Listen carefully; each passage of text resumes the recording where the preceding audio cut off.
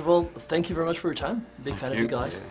Yeah. So, what do you think is it about post-apocalyptic scenarios that enthrall so much people? Oh, you know, I think it's nice to always wonder what, you know, you would do in a situation like that.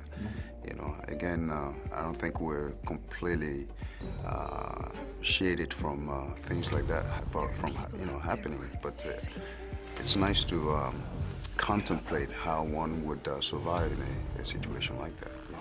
Yeah, it's like in 28 Days Later, like, I think this takes away all the excess of normal life and leaves you with your bare self and everything. On that note, which one of your skills would be useful for surviving a scenario like this? Actors are useless, you know? Useless. Terrible. Terrible. He'd probably be good, I'd be terrible. I think by then, you know, a situation like that comes to play, I think by then you will lose your vocation as an actor, and you will switch to another sort of a creature You must have some skills. mentality. Yeah. Some skills? Yeah, everyday skills. Man, That's exactly all what you he's get. been saying to you.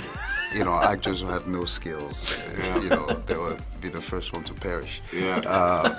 It's so true. Yeah, well, some of us are a little bit athletic that we can run, right? We could run away. Yeah. Run We away. could run away. Yeah. Hide without making any Hide. noise. We do some like warm-ups. Some like You're not. So you're not. This. Remember the theme of this story? some vocal warm-ups.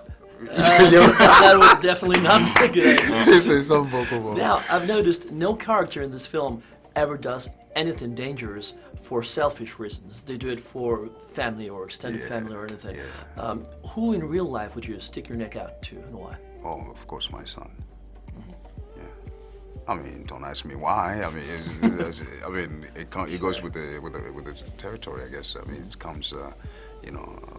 It's an inherent obligation, it's an inherent, you know, sort of. Yeah, of course, family. I mean, that's what this film is all about, really. Ultimately, it's about family and how can you protect your family in that crazy world, which we're all trying to just protect our family in this, you know, fairly crazy world as well. So it's that magnified, you know what I mean? That's why people connect to the movie, I think, so much, because they're very simple themes. It's really dealing with within the sort of the genre of a sort of thriller horror. You know? People worth saving. I'm so glad you touched on that because nowadays a lot of films are based on visual effects and there's nothing wrong with that. But in this film, what stresses you the most, apart from the monsters, are things that are like everyday stuff, like stepping onto a nail or hiding in a closet or something. Do you find that is one of the strengths of the movie? Yeah, I mean, you know, myself and Djimon were talking about this. We did no green screen acting at all in this movie, zero. You know, it was shot on film. You know, we spent a lot of time rehearsing. You know, very old-fashioned values that I think you can see in the movie. Well, thank you very much for your time, guys. Cool. Thank you. Thanks, man.